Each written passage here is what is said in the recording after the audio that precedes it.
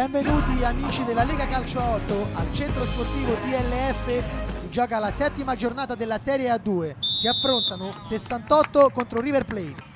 Palla laterale per il 68, recupera palla il River Plate, Angelilli dalla distanza e c'è il gol, papera di Alessandrelli che regala il gol del vantaggio al numero 5 dei bianchi. A realizzarlo Angelilli.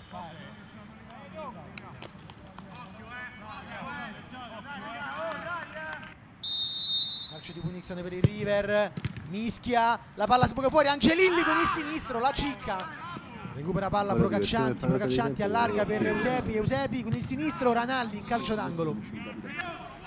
Avanza il River con Pisano chiede l'1-2 a Pittorino, ancora Pisano sul fondo con il sinistro.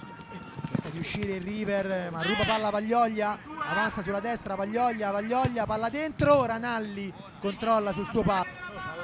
68, tiene palla Santori per la corrente Eusebi sulla sinistra, Eusebi dribbling, palla dentro, mischia Procaccianti, Ranalli in calcio d'angolo.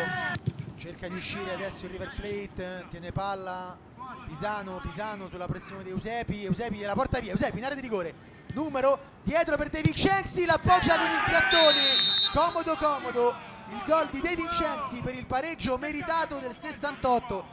Grave la disattenzione di Pisano che si è fatto rubare palla da Eusebi. 1-1, tutto da rifare. Avanza Ruffo sulla sinistra, Ruffo con l'esterno destro, serve Pisano, è solo, fuori. La palla il River, allarga verso destra, grandissimo intervento di De Vincenzi punta l'uomo, lo salta, mette in mezzo e arriva Procaccianti per il gol del 2-1. Ancora una disattenzione della difesa del River ha permesso al 68 di rubare palla e trafiggere ancora il portiere. 2-1, vantaggio meritato per il 68. Tiro da fermo per Procaccianti, va lui con il destro, Ranalli, intervento centrale. Ci prova il River ma non c'è più tempo, finisce qua. Il 68 batte 2-1 il River Plate, è tutto per la settima giornata della Serie A2.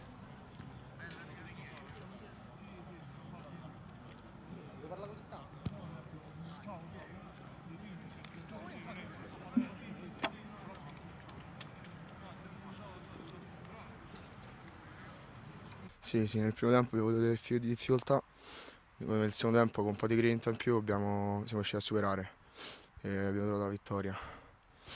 Forse